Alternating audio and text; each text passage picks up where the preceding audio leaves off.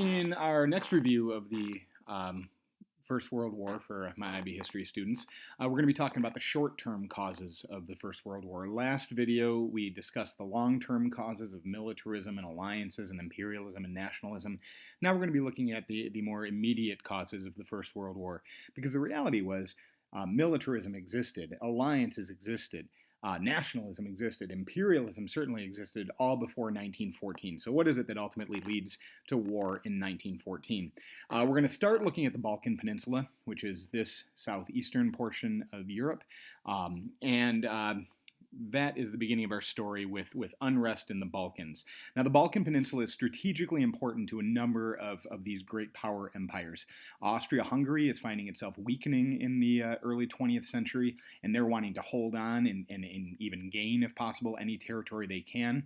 Russia has long desired warm water access, and of course they're on the north of the Black Sea here, but their travels to the Mediterranean Sea are hampered by an antagonistic relationship with the Ottoman Empire here in the straits known as the Bosporus and the Dardanelles. And then there's, of course, the Ottoman Empire, the sick man of Europe, who's long been in decline. So the Balkan Peninsula is strategically important to all of these nations. Originally, these are Ottoman lands that had only recently formed new independent states.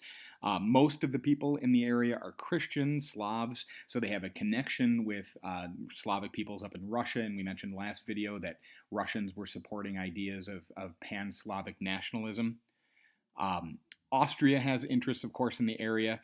The Austrian Empire is made up of a variety of nationalities. We've already talked about this, and this is leading to some weakening within the empire, and the empire just trying to hold on to anything that they can while nationalist sentiments are on the rise. In 1867, Austria joined with Hungary in what was known as the dual monarchy, and with that, they could not afford any other concessions, or they would possibly lose their power or their great power status. Nationalities could not challenge Austria because they were too small and too divided, but if there was a rival neighboring nation that could support them, things could be different. And that ends up being Russia. Russia might support these Balkan demands for independence because of the common Slavic heritage and also Russia's desire to have that access on the warm water ports of the Mediterranean Sea.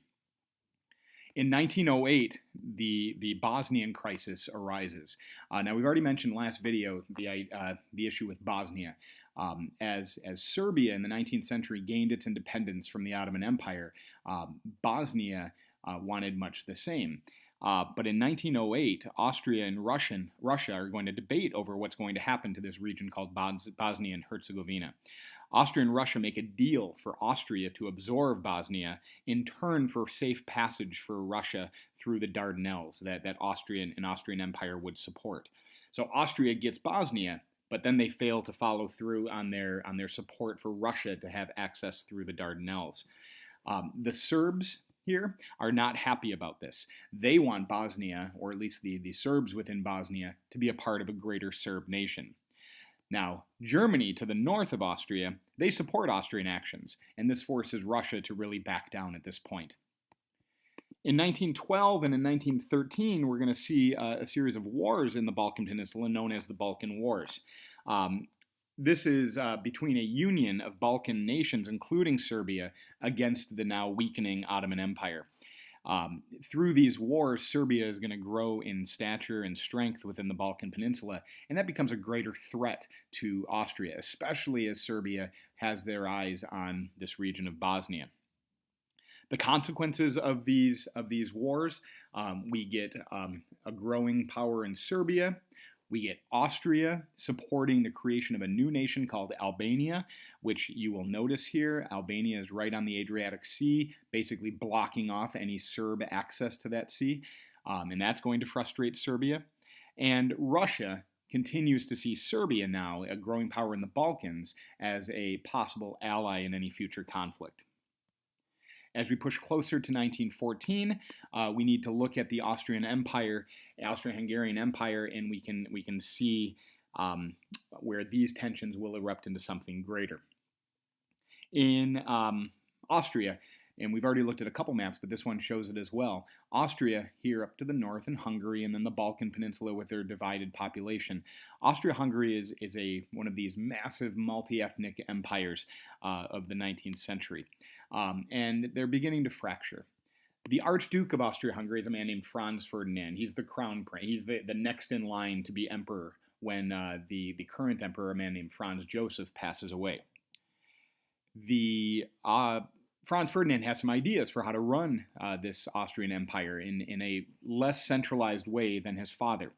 He hopes for more of a federal system within Austria-Hungary, where local regions would have more control, but while the capital in Vienna would carry out major interstate issues and military issues and such. This frustrates many people. There's many in Austria and outside of Austria that are frustrated with this upstart Franz Ferdinand. So he's out of favor on many fronts. First of all, relationship-wise, he married a lower-rank aristocratic woman. Her name was Sophie. He was resented by conservatives, those that wanted to hold on to strong centralized power in the government. He was resented by them for his push for a federal state. And he was resented by Slavic nationalists that feared that his ideas of federalism would actually pacify the minorities in Bosnia and keep a greater Serbia from coming to existence.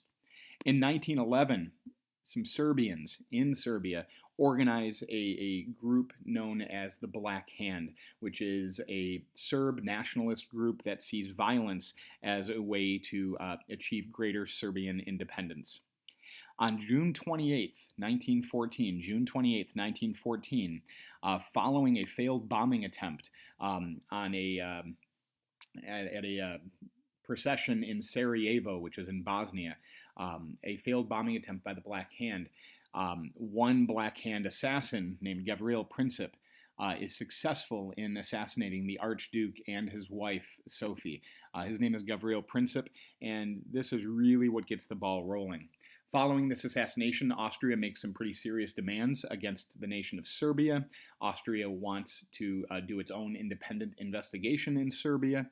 Serbia argues that this will challenge Serbian sovereignty, and that is not acceptable to Serbia. Austria is going to lay down the gauntlet, lay down an ultimatum for Serbia, but not before they check with Germany to see what's going on, because Austria knows that Serbia has a friend in Russia. So when Austria approaches Germany about what to do with this situation, Germany will issue what is known as the blank check.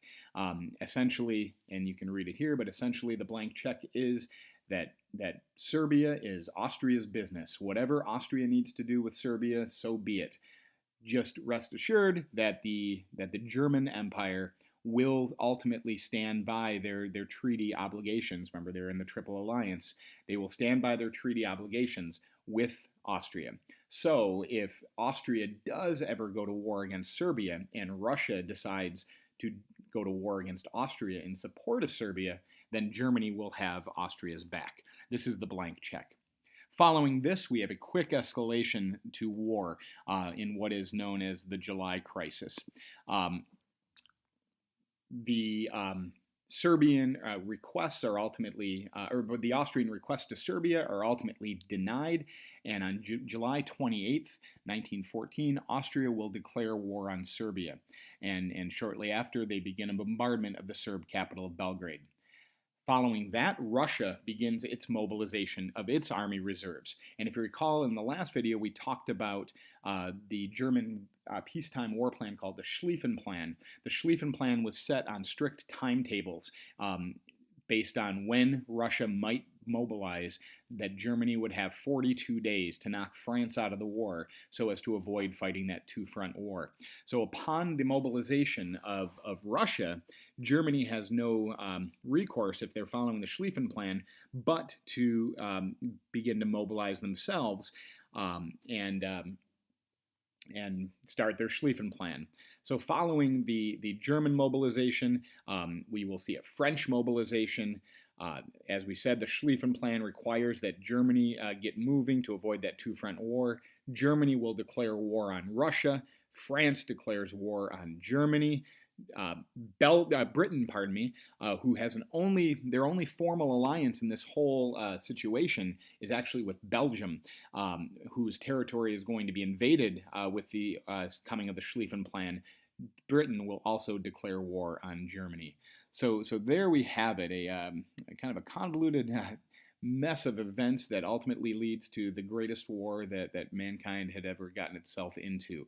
And many point to this one individual, but as we've discussed, there were bigger issues at play as well. So I hope this helps, and we will see you shortly for the beginning of the First World War.